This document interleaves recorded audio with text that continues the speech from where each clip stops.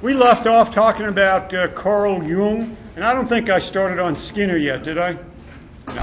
All right. So we finished what's called the psychoanalytic views, where they're analyzing basically your personality. So Freud and Jung tried to answer the question, how'd you get to be who you are? Freud and Jung were some of the first people to write on this, and they were the first people to talk about basically what happened in your childhood could predict how you come out to be as an adult.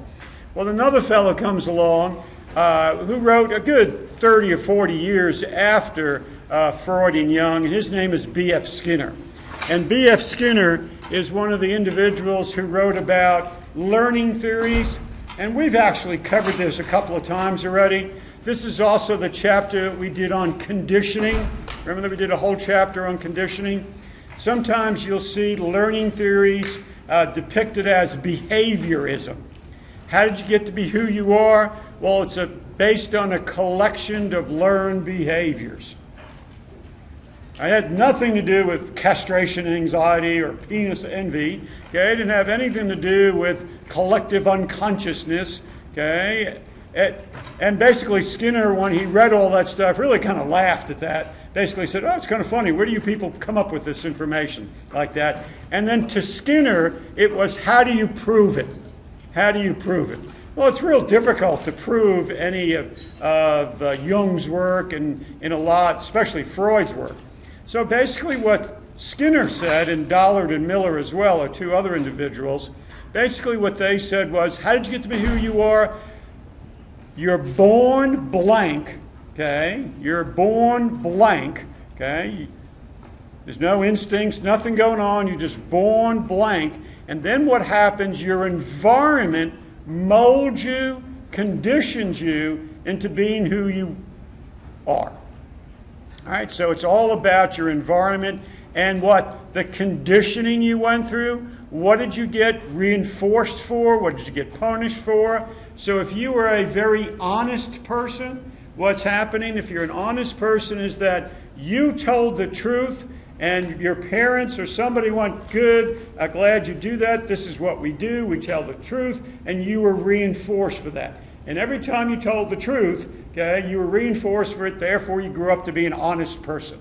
Or you were dishonest and you got caught, therefore you got punished and told not to do it, and then you were honest the next time, then you were reinforced for that, so you became an honest person. Or you lied and didn't get caught, so you got away with it, so therefore when you got away with it, then you got what? Positively reinforced, as we talked, right? And therefore you became a liar. And every time you lied, you got reinforced for it because you got away with it.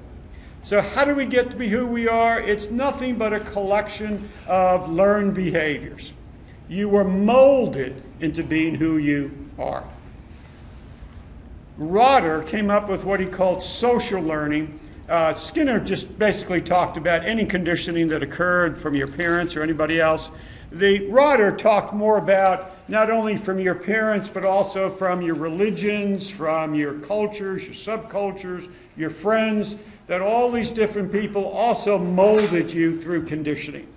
And they said that there's first a psychological situation, and in this particular situation that you have, depends on how you reacted, what winds up happening, you get reinforced for how you behaved, and then that reinforcement builds what's called expectancy.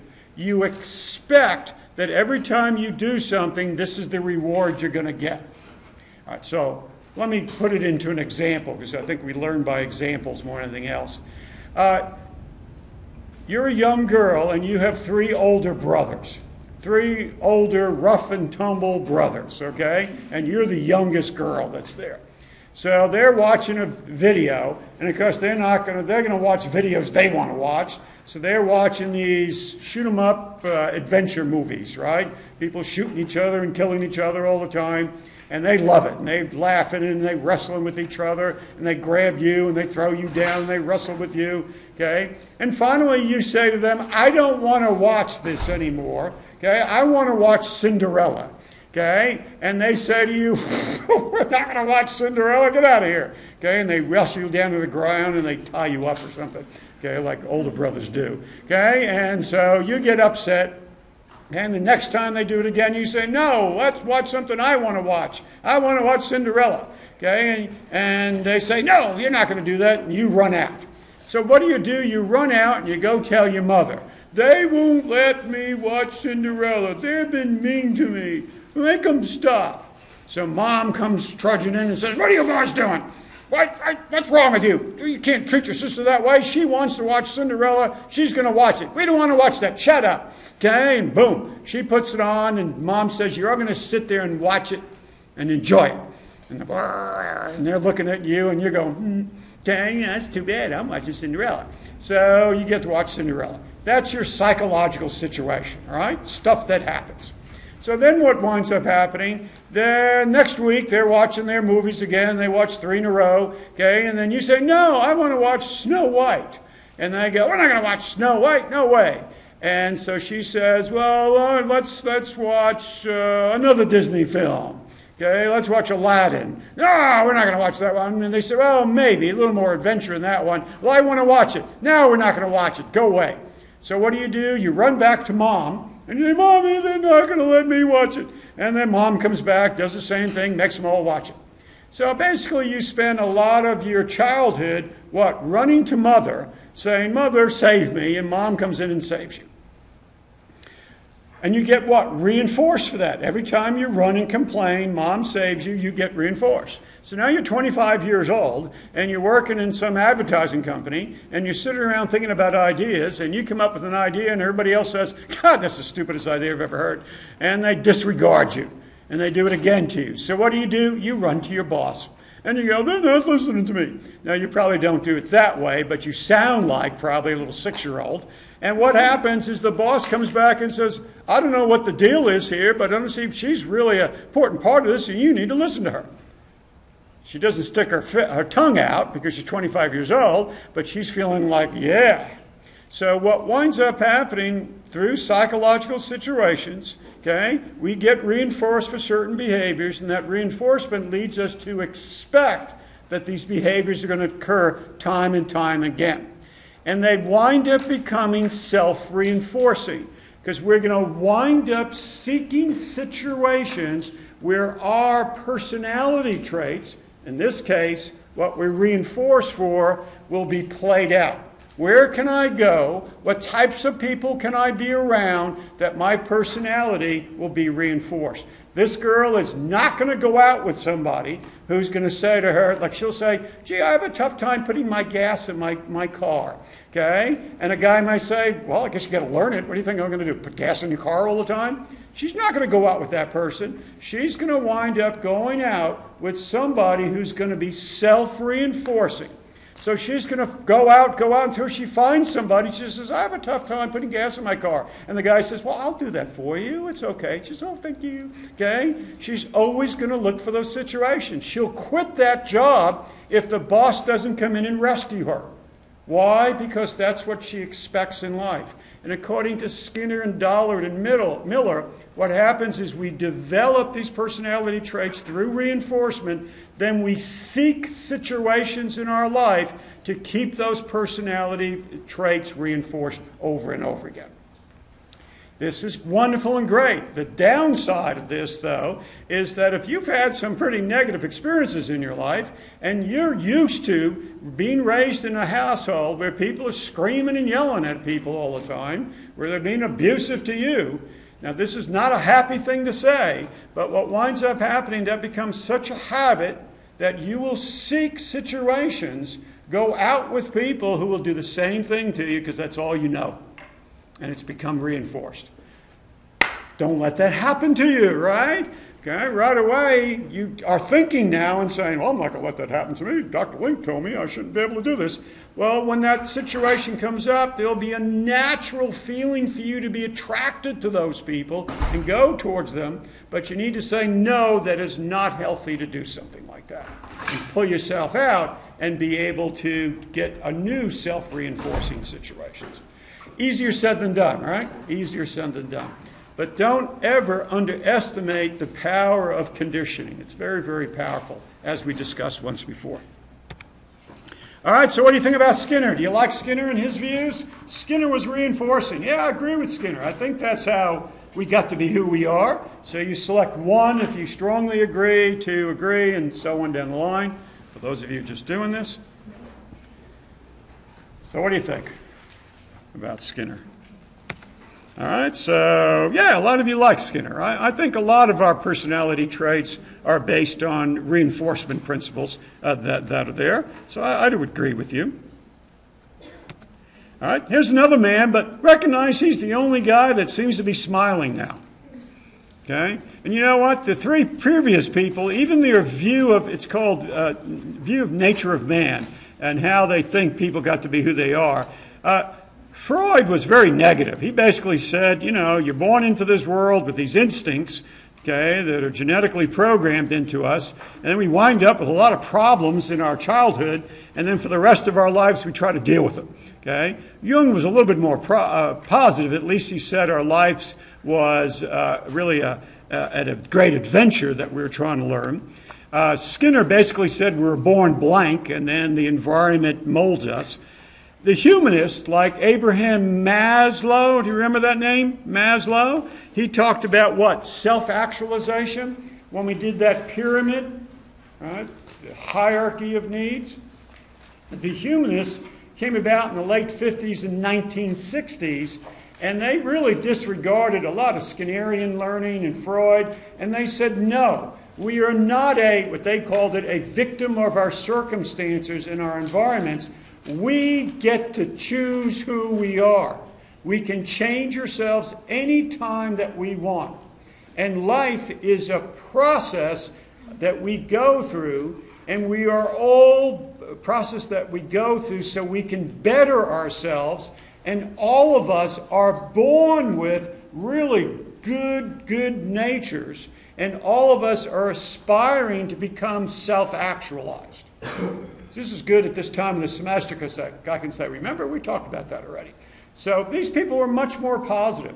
Understand the concept. They're saying, no, we're all born good. What happens to a lot of us is that some of us got very, very fortunate, and we were born to parents who also were born to parents who were pretty positive and self-reinforcing, and they loved us and cared about us. Therefore, we felt good about ourselves, and our goodness naturally came out. But others of us were born to parents who didn't feel very good about themselves. And what winds up happening is they never gave us the love, the attention, the affection, the care, really to help us believe how good we are. But Maslow and later on Rogers both say that we still have that goodness at any time we can change it. At any time that you can change it. Freud basically said, yeah, you can change it if you go to therapy with him for years. Okay? But otherwise, the humanists said, no, we just want to put ourselves in situations where our goodness can come out. Okay? And there are lots of those situations that are there. Maslow talked about how we all aspire to be self-actualized. And he was one of the first people actually to do a little more concrete research on this. What he did was interview people who him and his colleagues proclaimed to be self-actualized, okay, which is a little bit of a bias there too, but at least they came up with characteristics of people who were self-actualized. Maslow was also one of the first people to write about what we now call as psychological self-help books. Read these books to try to improve yourself. So Maslow came up with what he called was characteristics of self-actualizers. So as I go through this, you might want to ask yourself, are you a self-actualizer? Do you have these characteristics? Okay. Hopefully you're going to say, yeah, I have quite a few of those. But I'd like to, learn these.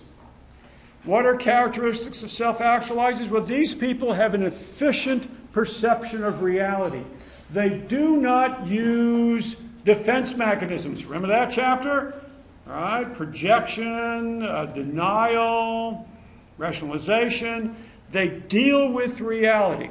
Sometimes we have to use defense mechanisms to get us through difficult situations, right, as we talked about, but sooner or later we have to say, no, I'm not dealing with reality. We've got to deal with reality. They have a comfortable acceptance of themselves.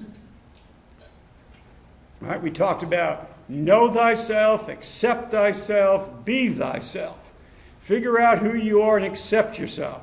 This is me with my pimples and my weight. This is me, I can't do math. This is me, I love math. This is me, I'm introverted. This is me, I'm extroverted. All of these theorists basically said you've got to be able to figure out who you are, accept yourself, then be yourself. That's the real gateway to happiness.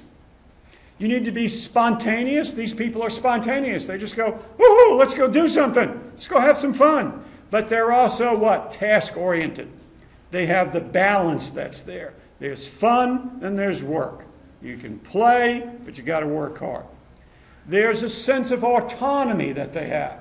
I want to be able to do things on my own instead of always relying on other people to tell me what to do, and I can never do anything else unless I'm with my friends. Okay? It's being autonomous in your life. There's a real appreciation they have of life. Wasn't it cold this morning? Wasn't that great? No. Okay. I mean, what these people do is they appreciate that. It sure was different when it was 108 and we were all going, God, it's so hot. Well, now it's cold. Enjoy it. I said this to you once before. Have you seen the trees? How the trees are changing colors? Isn't that pretty? No, they just get in the way. Get out of my car and they blow into my car and I have to clean my car. Yeah.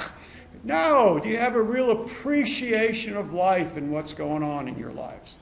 These people do. They have a fellowship with humanity. They connect with other people and they recognize this. What they do affects everyone else. If they're responsible, that helps other people to be responsible. They have a real fellowship with humanity. They have profound interpersonal experiences. They connect with other people. Not lots of people, okay? But they have special, close relationships with X number of people that are there. Your families, your loved ones. They have an unhostile sense of humor. What does that mean, an unhostile sense of humor? They can laugh at themselves. They laugh with other people, not at other people. But it's an important trait to have. And the last one is they have peak experiences. Now, when I read all this stuff, it kind of sounds like these people every day go up and go, God, isn't today so wonderful? I'm loved, wonderful, you're wonderful. Everything is so great in everybody's lives. Isn't that great? We don't do that, do we? No, I'm just going, God damn it, it's another day. At least it's Thursday. Okay? Pretty soon it'll be Friday. But, there's only, 3 weeks left in the semester. I got so much to do. That Link guy, he makes everything due on one day. Sometimes we don't have good days. Well, these people don't have good days either. But what they do have is they have peak experiences. Because people are self-actualized, realize life isn't that perfect, that you go along in life like this, and then it doesn't get so well. Then it gets a little bit better, and then every once in a while they say, yeah, this is why I live. A peak experience. Yeah, this is great. And then you fall off a little bit, things are okay, and not so good. Yeah, they're better. Yeah, they're really good. I mean, if you're going out in a relationship, if you've been married for 20 years, you don't get up every morning and go, oh, I love you so much, you love me. I mean, that's something on television, okay? Most people don't do that. But every once in a while in that marriage, you sure better say, yeah, now this is why we're married. Right? If you don't do that, it's not much of a marriage. So it's like, yeah, this is great. Not so good. Oh, yeah, this is good. Right? They have peak experiences. Sometimes you read books like these psychological self-help books, and after reading it, you kind of feel like if you're not happy every second moment of your life, then life isn't good. That's just not the way we live life. At least I don't. Am I the only one? Most of you don't. All right, so you might sit there and you may say, how do I get to be self-actualized, Steve? Well, Maslow actually wrote about this. And he says if you want to become self-actualized and to improve yourself, these are some of the things that you might want to do. You want to be willing to change. And that sounds real simple, right? Willing to change. Most people aren't. Most people are not willing to change. 2, I think it's difficult to change and takes a lot of work to change. 3, I think you have to have the courage to change yourself. because it does take a lot of work, and you do have to face some of your own particular issues and admit to yourself that you're not perfect. So you need to be able to be willing to change. You need to take responsibility for your life. You can't keep blaming your mother, your father, your brother, your teachers, your friends, the job, the economy, or whatever for your uncomfortableness or your unhappiness. You've got to take responsibility for your life and do something about it. Because no one else is going to do it for you, right? You got to be responsible for yourself. 3, you want to examine your motives. Why do you do the things that you do? The last 6 men and women I went out with, they all cheated on me. Every single one of them. I don't know what the deal is with these people. I just don't trust these people. Well, maybe you might want to examine your motives. And why do you keep, ready, be responsible for yourself, why do you keep picking the same people? If the last 6 cheated on you, then maybe you keep picking the same people over and over again. So why are you attracted to these type of people? Oh, I'm not. Yes, you are. It's not once, it's 6 straight times.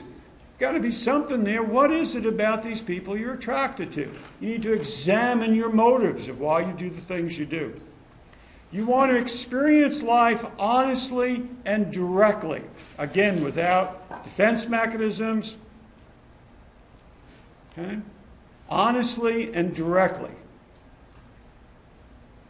Make use of positive experiences. We talked about this once before. We said that your brain is going to remember negative events and negative emotions more than positive ones. It's basically because we're still animals out in the world trying to survive. So when something negative happens to you, your brain needs to remember that because you might need that to survive. But what you need to do is keep a file folder of positive experiences, things that were good that you can bring that back. Remember when we did that progressive mental relaxation and I asked you to visualize in a comfortable, relaxed, positive place? And I said to you, well, when your brain visualizes something, your brain thinks it's real, and that's how you feel. Well, if you can bring back positive experiences, see it, feel it, believe it, expect it, what's going to happen is that you'll begin to feel better. Keep a file folder of that stuff. Be prepared to be different. And I don't mean let me be so different that I shock everybody, because I want to be different just to shock people. No, you want to be different. You don't need to be going along with what other people go along with and do what they expect of you. You need to be different for yourself, because we all are very unique individuals. You want to get involved with life. Go do things. Instead of sitting around watching reality shows all the time. God, they're the most popular shows on television, aren't they? Let's watch other people screw up with their lives, okay? Or watch as they get through things. You'd rather watch other people rather than living your own lives. Well, go make your own reality movie, right? Go out and live life. Get involved. You want to get involved with other people? Do some service learning, okay? Give back to your communities. Just get involved with life instead of sitting on the outside watching as life goes by. You want to assess your progress. Anybody keep a journal or blog about your lives? Some of you do. That's assessing your progress. Go back and read the way you were thinking a year ago or 6 months ago, 2 months ago. And actually, when I think about it, Facebook is kind of that way, isn't it? The problem with Facebook is that everybody has such wonderful lives on Facebook. You know, everybody's, look what I did. I think how wonderful this is. Everything is pretty damn positive on that stuff all the time. Well, your life isn't that wonderful. Sometimes I think there's a competition to see how many things you can post on there to show how wonderful your life is and so interesting your life is. I don't know if that's really a good progress that's there for people, but it could be used as that as you go back and change it out. Look at all your different statuses, I guess, as that changes. Life is a journey of learned opportunities. If you want to become self-actualized, you need to realize that. What that means is that if you falter in life, if you don't pass the test, if you don't pass the course, if somebody breaks up with you, if you have a traumatic experience, and I'm not making light of any of those because that stuff hurts, right? If you're upset, you're hurt, you're saddened, you're depressed about something, if you think of it as a learning opportunity, okay, you'll get through those events more. What can I learn from this? The person I've been living with for the last 10 years or married to just walked in and said, I'm leaving. Goodbye. Okay? And they took all the money and everything else, and they left. Hell, that's not very good, is it? But I don't think I'd say right away, oh, this is a learning opportunity. No, but after a while, I'd probably get to that and say, what can I learn from this? Right? If you think of life as learned opportunities, you don't get stuck in things as much. And the last one is no one's perfect. No one's perfect. Right? So we all have issues. We're all on this journey trying to learn about ourselves and improve ourselves. All of these are what's called steps towards self-actualization. The other man who is a humanist, okay, is Carl Rogers. Okay? And he's a happy guy too. He used to smile a lot as well. All these guys are white, they're all male, and they're all dead, okay, at this point in their lives.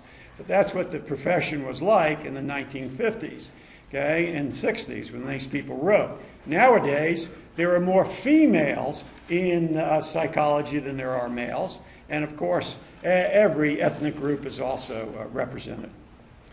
Rogers was a little bit different. Rogers also believed that we are all born good. And what Rogers said was that in order for someone to feel good about themselves and develop who they really are, develop who you really are, when you were younger, you had to have a lot of unconditional positive self-regard. I know I skipped down there in a second, but unconditional positive self-regard.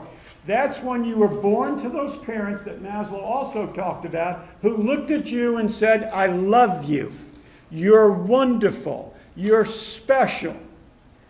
When you did something wrong, they said, I don't like what you did. I love you. Right? Where we talked about that once before? Right? I love you.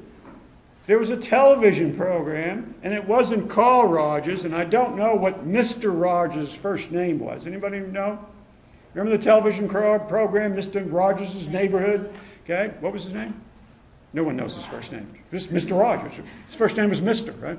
So, and he was a very gentle man, just like Carl Rogers was, and he would look into the screens and look at all the children and say, I just want to let you know that you're all very special. You're all special, wonderful children. Yes, you are. Well, that's what Rogers talked about. And Rogers said what winds up happening, people who go astray, who become dysfunctional, didn't get that when they were younger.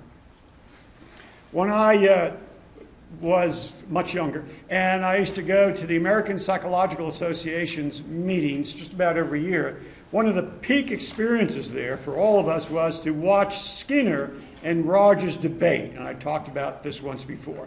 Because Skinner was just, I mean, he was just real serious about everything. And Rogers was one of these men who would just come out and just, everybody's wonderful. And Skinner used to always say, well, you know, everybody isn't wonderful. And just because you give love to people doesn't change everybody. It's all about conditioning, and that's what it's really about. And he would always go to Rogers and say, are you telling me serial murderers are good inside? People just murder people and cut them up. They're really good. And Rogers would say, somewhere inside them, there's a good person residing in there. So Skinner used to say, well, I hope someday you try to cure all those people. Okay, and everybody would giggle and laugh. Well, at the end of Rogers' life, when he retired, he did go to maximum security prisons and try to work with these people. But that was his belief. We all have goodness within us. We just need to be able to see that. Because what he said was that we all have an image of ourselves called a self-image, but we also have an ideal self who we want to be. And as long as you accept who you are and start moving towards that ideal, you're going to be pretty healthy. The problem comes in is when we see ourselves one way and then we say, I want to be here. How come I'm not here? Then we have what he calls an incongruency, and that creates anxiety and or depression. He said that as we were growing up, we were brought up in what's called conditions of worth. We did X, Y, and Z, and then we got what? unconditionally positive self-regard reinforced for it, or we were gently told, let's not do this anymore. Okay? In a very, what we call humanistic way, a caring, loving way. And Rogers would say yes. And what do? We use a lot of Skinnerian conditioning, but more positive reinforcement than negative reinforcement and or punishment. Unconditional positive self-regard. Hopefully you got that when you were growing up. If you did get that, go back to your parents and say thank you. Okay? Because it's not everybody that got that. And if you didn't get that, Rogers would say, but you know what? You're worth it. And you're worthy of it, and you should look for people who can give that to you. Easier said than done, right? All right, what about Rogers? Do you like Rogers? I would feel good with Rogers. You like his views? Strongly agree, neutral, disagree?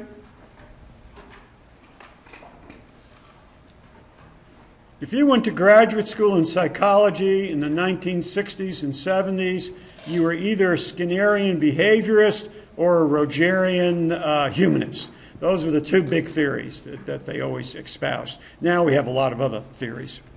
All right, so most of you would like Rogers, right? I think most people do. It makes us all feel good about ourselves. And he's very positive. I like the whole view that you can change anytime you want. Easier said than done for the 5th time today. All right, this is just out of your book, and what it talks about, you have congruency when your ideal self-image, and who you truly are all come together. That's a healthy individual. He would call these people fully functioning. That's the word he used, fully functioning. Right? Maslow used the term self-actualized people. And what happens? You have an incongruency, therefore you may have issues. Some people have too much of an ideal self. They think they're incredible. Some don't have very much confidence in themselves, okay, in terms of their self-image and their truth self, so there's incongruencies there. So, what is happiness? Satisfaction is less a matter of getting what you want than wanting what you have. Did you catch that? Say it again. Satisfaction is less a matter of getting what you want than wanting what you have. Being satisfied with what you have. I don't have enough. I'm sick and tired of eating rice and beans every night or macaroni and cheese. I don't have any money. I'm barely scraping by to pay my bills. I drive this old, dilapidated old car. I never know when it's going to break down on me. I don't have a car. I got to take the bus. Yeah, but that's where you are now. You know, there's something to be said for enjoying that life at that time being. This is where you are now. Aspirations to get beyond that, yes. Okay? To get beyond that, yes, let's aspire, but let's enjoy what we have. Be appreciated for what we have. It may not be what you want. Okay? It may not be what you want, but I can take you to places in this country, in this world, that you can say, boy, you're better off, right? Can't we? How would you like to be in the Philippines now? Right? Where all social orders seem to have disappeared as people are trying to survive. Okay, that's there. So, you know, being satisfied with what you have and then aspiring for more. Which view do you think is the most viable out of all the ones we covered? Freud, Carl Jung, the behaviorists like Skinner, the humanists like Maslow, Rogers? Which one do you think is the most viable? The one you think explains how we got to be who we are the best. Now, I would put probably number 5 on this, and I'd say biopsychosocial. How we got to be who we are is a combination of, you know, bio, as we talked about, psycho and social, but just out of interest. Okay? So, most of you would say the behaviorists and the humanists that were there. I think that's what most people would say. They're the most current views that are there. I wouldn't disregard Freud and Jung. I think they were some of the originators of a lot of this, and they had some keen insights for over 100 years ago when they wrote a lot of this. All right, the last thing we want to just talk about in terms of personality is Again, in your textbook, they always talk about positive psychology. So this is right out of the research on positive psychology. Once again, Seligman basically has done research with, God, his research studies are well, probably very close to they're over 1 million people right now where he's done this research with, which, if you know anything about psychological research, that's a lot of people to do this with. So he's come up with what he says are 6 traits of people who are very psychologically healthy. 1, they have wisdom and knowledge. I'd probably put patience in with that as well. They have wisdom and knowledge. As you've gone through your life, you've acquired wisdom and knowledge. We talked about that in regards to Maslow and self-actualization. With Erickson, remember that? The end of life, the wisdom that comes in the end of life. These people have courage. Here's that word again, courage. They have a connection with humanity. There's that word again, a real connection with humanity. Here's a little different term, though. They have a justice perspective. Fairness is important, a justice perspective, that it's fair and justice should be served. They have a temperance. What is temperance? A balance in their life. A balance in their life. There's fun, right? And there's working. A temperance. It's a temperance across all of their personality traits. They're not super extroverted, but they're not super introverted. They're more comfortable because who they really are is extroverted, but they have a little respect, okay, for people who are introverted and a side of them that gets quiet. They're not super introverted, but they are comfortable being introverted within themselves. They don't have to be the life of the party, okay? But when they need to, they can come out, okay, and be more assertive and to talk. They have a temperance in regards to their personality traits. And the last thing that people do who are psychologically healthy, they transcend their issues and problems. They transcend and grow beyond it. That's you people, right? Or it will be, all of us. All right, now let's switch gears a little bit and let's talk about personality tests. There's a whole chapter on personality theories. So now let's talk about taking psychological tests called personality tests. There's a book called the Burroughs Mental Measurements Handbook. I can't believe I even remembered that. And it's about this thick. It's well over 1,000 pages. And in it, it has all kinds of psychological tests. There are psychological tests about personality. There are psychological tests about achievement and aptitude and honesty, how to get along with others. There are all kinds of different tests that they have, that are there. What we're going to talk about, though, are tests that will depict who you are, personality tests. If you wanted to, you could go to the Career Center here, and in the Career Center, they'll give you a battery of tests that'll talk with you about, one, what your interests are, but they will also give you the Myers-Briggs Type Indicator and correlate that with careers. But you can also use that just in terms of personality. You can get online and do a lot of these tests. You can go to the Learned Optimist site and take some of Seligman's tests on there as well. But the grandparent of all psychological tests, the psychological test that more research has been done with, is the MMPI-2. It's called the Minnesota Multiphasic Personality Inventory number 2, because it's been revised. Okay? So let me show you this. This is basically the test that they're going to give, especially in psychiatric situations.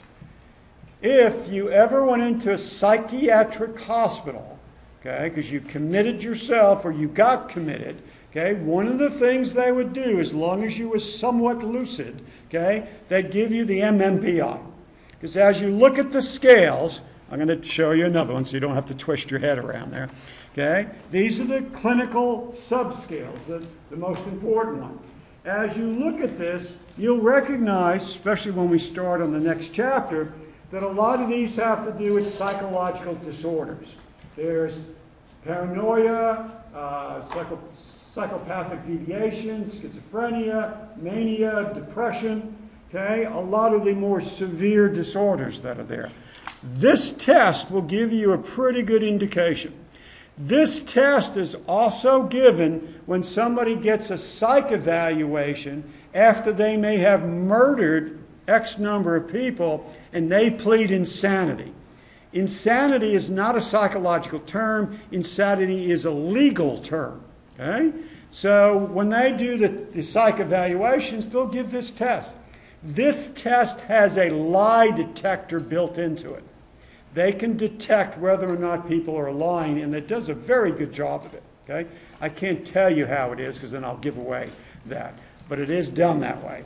And some of the questions are very explicit questions. Some of the questions are questions like, I hear voices. Voices tell me what to do. That would be what? Schizophrenia. Okay? Now, if I was faking it, and I was going, yeah, voices told me to kill those people, I better check that one off. I mean, you'd see that. But then there are other questions in there that are what's called follow-up questions that are embedded in there that if you were trying to lie, then you would answer the questions that way. And they pick that up really easily. But if I was truly schizophrenic and I said, yeah, I hear voices, how do they know? Okay? What winds up happening is that there are other scales on there that will very easily pick up that, yes, I really am schizophrenic in that way. So it's a very involved test used really for a lot of psychiatric evaluations. They do not use it here in the counseling center. Okay? You have to be a licensed psychologist or psychiatrist to give this test, or at least be trained in it. If you were going to be a police officer, that's a mandatory test that they'll give you, thankfully, right? Okay? And you better be able to, I don't know if I use the word pass, but you better be able to at least come up with some good results that are there, because you will not be, well, we don't want give those people guns, right? In that way. But as you see, what they do with this, they may have given this test to hundreds of thousands of people who've already been clinically diagnosed as depressed, and then they can give a profile. Someone who's depressed scores high, obviously, in depression, pretty high in hysteria, low in this one, a little higher in that. Schizophrenic score this way. Someone who's somewhat normal is that way.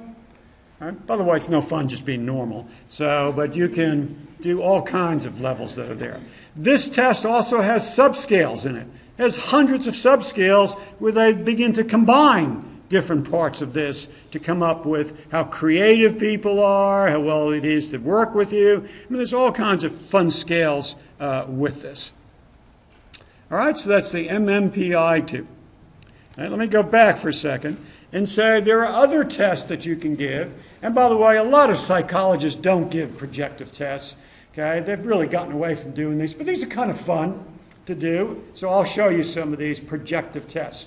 A projective test is going to be a scene, a story, a picture, a nonsensical picture. And what they do is they show you this, and then they ask you questions about it. And what winds up happening, we begin to project our thoughts and feelings into the picture. And it comes basically from your unconsciousness. And some of you have seen these. You ready? So if I was giving you the Rorschach ink blot test, I wouldn't show you all three at once. Okay, I'd just show you one at a time. So don't look at these two. Look at this one. Now, when you give this exam, what you ask someone is, okay, I'm going to show you a picture right away without thinking about it. Tell me what you see. So it has to be quick reaction that comes where? Out of your unconsciousness. So, boom, what do you see in the first one? A what? A roach. A roach, all right? What do you see? It's not a spider. A spider. What do you see? You don't know, you got to say something. What? You saw a spider too. What do you see? A dog. A beetle. A what? A bat. Eh? All of you are too healthy. Those are the most common answers to this stuff. You're right. What about the second one? What do you see in the second one? What do you see in the second one? Has to be fast. What do you see in the second one? A blob. What do you see in the, I asked you, what do you see in the second one? Horse school. Okay. What do you see in the second one? Somebody said a Georgie O'Keeffe painting. Okay. What do you see in the second one? Dog. Okay. Again, kind of common ones. Now what about the third one? We all see a butterfly, right? Pretty common stuff that you're there. Most of you have normal answers. Now, what you're doing, are you doing one, and another one, and another one, and another one, and another one, and one of them. The first grouping, most people see what you all see. Then after a while, you get kind of tired, and you go, I don't know, wait. And the stuff that you blurt out after a while are the ones they're going to start writing down, because that really comes out of your unconsciousness. And then what you do, after a series of these, you may wind up getting some type of consistency that's there. Let's just say that I'm a sexual deviant, okay? That all I do is I have sex on my mind. I may even have been arrested for some sex crime. And they start flashing these pictures up at me. So what do I see right away? Well, there are two testicles there. There's a penis here. Ooh, that's a big penis there. There's two of them together there. There's another one over there, another one over there. That's a vagina. Now, hopefully you all didn't see that. Some of you might have in the beginning. But you see what happens? That's what I'm thinking about. That's what's back here. And it becomes to be a consistent pattern that you can develop. Now, the more interesting one that you can do with people is this one. And what you say to someone is, tell me a story.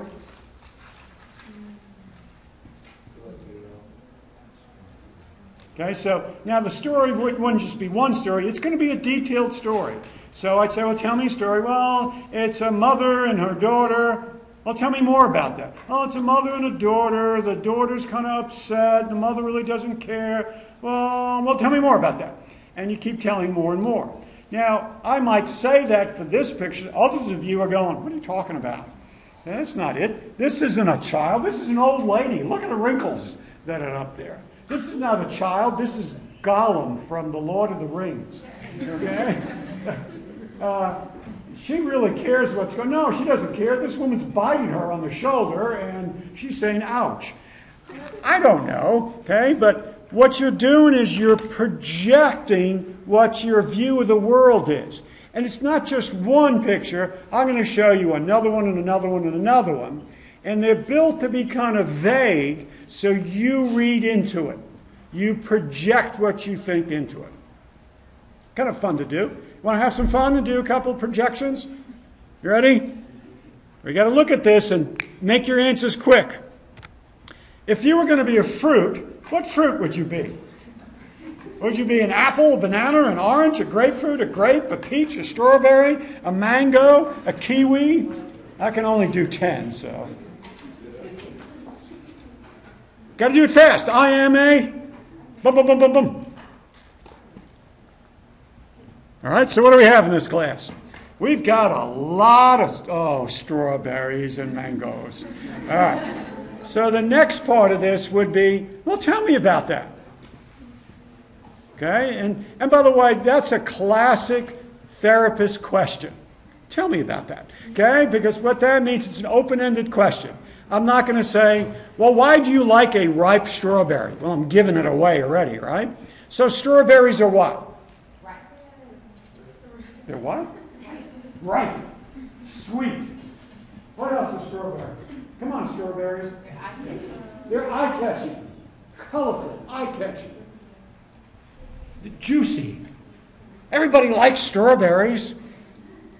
So I'm making this up. All right? Mangoes. Okay?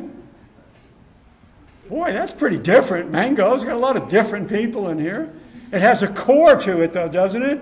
Kind of hard on the outside. You have to wait, though, for a while for it to get right. Get to know it a little bit before you get to its core. I'm making this up, but if I was sitting here and you were asking me, well, tell me about it, what I'm making up is really what I probably think about myself. Grapefruits, you sour people. No. But you wouldn't say that. You'd say I'm this way for this particular reason, right? Kiwis, very unique, very different. How about this question? If you were going to be a motor vehicle, what would you be? A Cadillac? The old-fashioned Cadillacs. I'm giving it away now. A truck. How about a luxury car, a Mercedes, Lexus, BMW, a Volkswagen? How about a Porsche, a Ferrari, or a Lamborghini? A motorcycle, a convertible, a Corvette, an electric car, or other. Now, this is always an interesting question. If you had as much money as you wanted to spend on a car, what car would you buy? And the answer would be that car would probably be a symbol of your personality. And that's what this would be, a symbol of your personality. I bet you I have a lot of fives. What are we thinking? Yeah! Porsches, Ferraris, Lamborghinis. Expensive, well put together, well made, fancy, bright. What else? All right.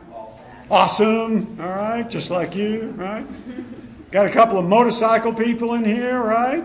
Quite a few. What do motorcycles represent? I was going to say something about forces and stuff. You what? I was going to say everything about Number number 5. 5.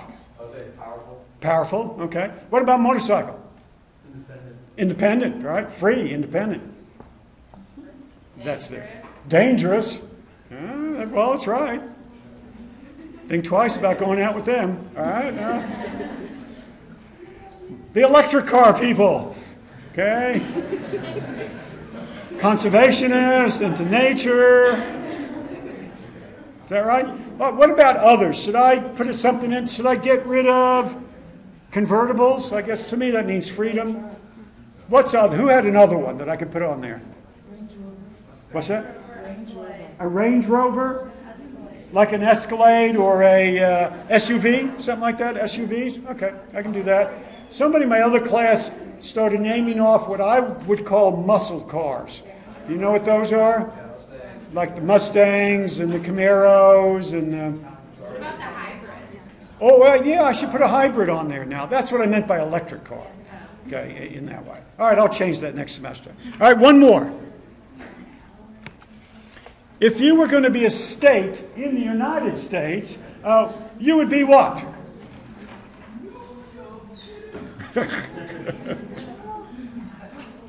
Because each one of these also has a representation. It's a stereotype, I know, but it's a representation, it's a symbol who you may feel this is who I am. All right, we got that one? I can guess what's going to be the most popular one, right? No, it's probably be Texas. No, it wasn't. It was Hawaii? Wow, I got a bunch of what? Mellow potheads. No, I got a bunch of mellow, relaxed, easygoing people. This is the first class ever that I've ever had Hawaii being the most popular. It's almost always Texas in that way. So what does Texas represent? Independence, right? Strength. California. What's number 6? Nobody chose Vermont. Okay. I actually had people choose Nebraska.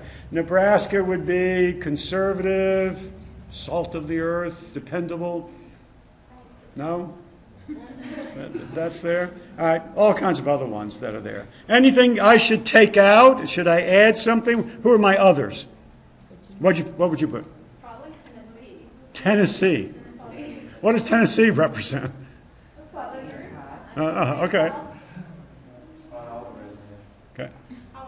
Colorado, maybe? Does that have an image to you? That's there? No. Okay. Outdoorsy? All right, so you all know who you are. Now, this weekend, when you go out on a date, excuse me, but what kind of fruit would you be? People will walk out on you. All right, let's do a review for this chapter. Sample questions that could be on your multiple choice test. So let's think back, look at your notes, think back. Now, this is one of these questions which is not a major tenet of Freud's developmental theory. Those of you who do multiple choice tests too quickly And some of you do it much too quickly. You run through it too fast. Sometimes you miss this one. I'm looking for the one that's the negation, right? The negative that's there, which is not a major tenet of Freud's developmental theory. Development proceeds through a series of stages. The latency period is a time of rapid sexual development. The first years of life help shape the adult personality. Feeding, toileting, and early sexual experiences are important early events. Which is one of these that Freud was not part of his theory. Now, you're going to have to read into this a little bit. These aren't that explicit.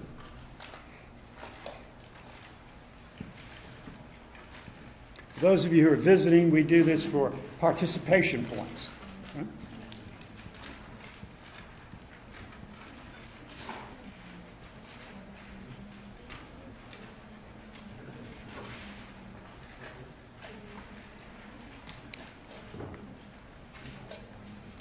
You can talk with other people about it.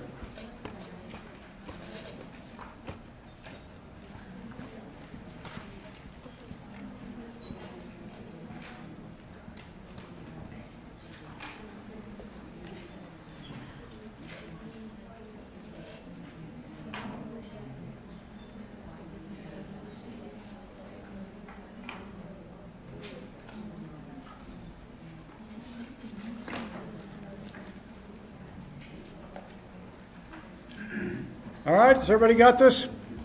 Let's get your answers in.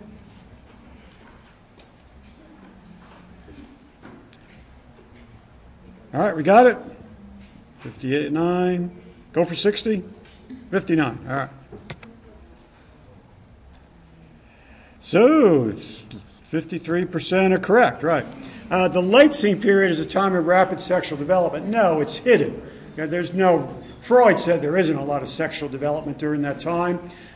Number 4, feeding, that would be the oral stage. Toileting would be the anal stage. Early sexual experiences would be the phallic stage that are there. So we did talk about that one. The first years of life help shape, that was his main part of his theory, that childhood shape your adult personality. And it does proceed in stages: oral, anal, phallic, latent.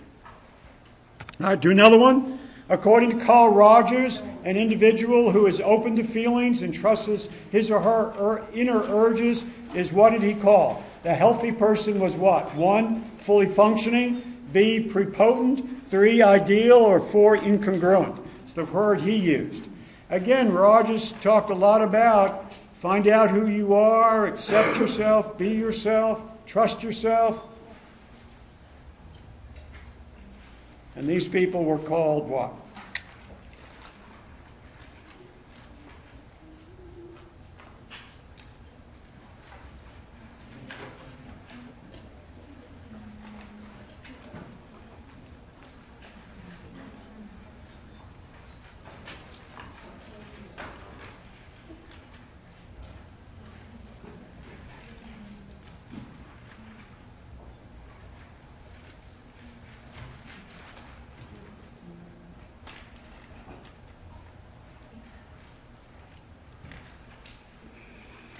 All right, so let's get your answer in.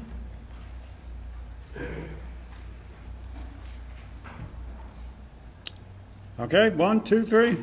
One more. 59. There we go. All right, fully functioning. That's the term he used, right? Fully functioning, right? He didn't use ideal. He just talked about ideal being in terms of being congruent or incongruent with that. Let's do one more for your test, which starts today, goes through Monday. Last day to take the test is Monday. The chief use of the Minnesota Multiphasic Personality Inventory, number 2, is to identify persons who are, 1, especially creative, 2, have psychiatric problems, 3, are androgynous, and 4, have negative self-concepts, which is the chief use of it. And I talked about that. By the way, you can use the MMPI for each one of these. Okay, there is a subscales on these to come up with this, but there's one that's the chief use of it.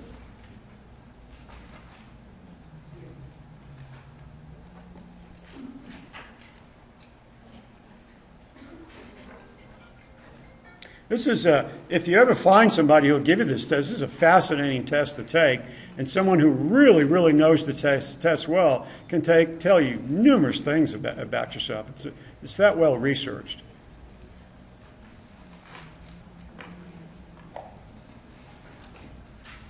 All right, you got this one pretty quickly, right? Let's get the 59 there. All right, everybody got their answers in? Did you do this one? Okay. Just making sure. Right. All right, it's have psychiatric problems, right? So, okay. All right, so that's the end of that chapter. I need to start on the next chapter, if you don't mind.